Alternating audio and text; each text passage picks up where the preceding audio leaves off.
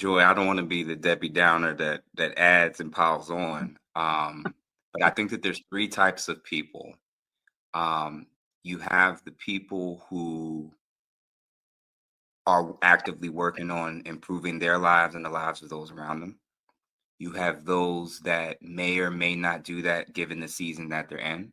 And then you have those that are never probably going to do that. And sometimes you don't know who it is that's in front of you, whether they're a child, a parent, an adult.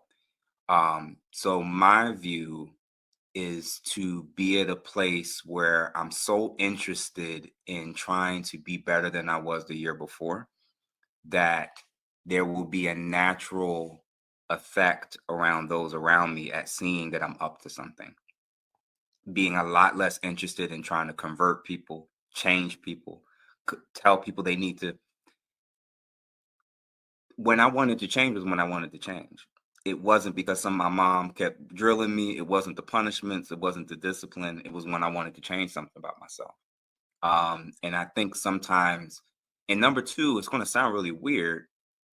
Most other communities don't view things the way that we do when it comes to the worst aspects of our culture and racial ethnic group, and saying, what are we going to do?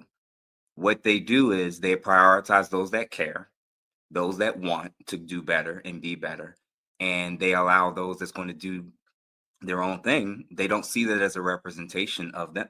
Nobody who is an upper middle class in the white or Asian communities really sees those who just doesn't do anything with their lives as a reflection on all Asian people.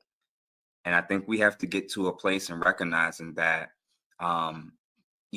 there's literally going to be people who, I'm going to be frank, if we're not bringing back shame and if we're not bringing back humility for the people who need it, then what are we talking about here? So much of what we get away with, so much of what we do in this culture, so much of what we glorify, praise, give money for, buy tickets for, is almost all the worst aspects of what happens in our community. If you're not willing to bring back shame, because everybody could do what they want, and if you're not willing to reward people who are humble enough to want to ask, how can I be better and do better? If we don't bring back humility and shame, this conversation is kind of mute about who's going to fix things. You can't have the group that needs the most change, but that has the least humility. They lack the least shame. And you're saying, like, well, what are we who are growing or mature or changing things about ourselves? What do we do with everybody else? If they're not at a place of humility where they've lost enough, where enough's been taken from them, if they've gone through periods of shame, embarrassment, neglect, if they haven't gone through that, if they haven't seen something that's been meaningful enough to want to strive for more, yeah, I mean, we can sign up for mentorship programs, we can work in nonprofits. That's what I'm doing now. But I'm not going to kill myself. I'm not going to work harder than you. That's what I tell all my clients. And the reality is, it's still a choice at the end.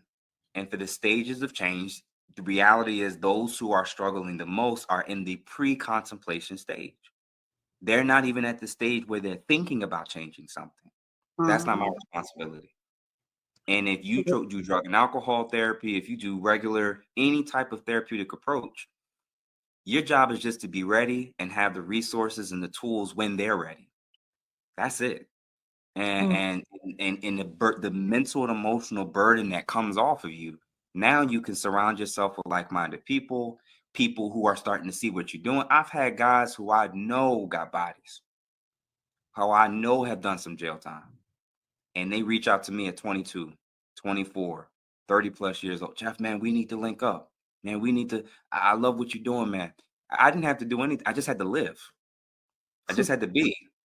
And if they're a safe enough person to be around, I'll do life with them. And that's it. And again, if we've normalized so many we don't normalize marriage. We don't normalize sticking it out. We don't normalize healing. We don't normalize not weaponizing men's feelings against them. We don't normalize treating single mothers as still human beings. We don't normalize any of these things. we do normalize more baby showers than weddings. That part. So Come so on if we now. if we're gonna normalize all the worst stuff, we don't actually care about humility, you're probably not gonna see the change.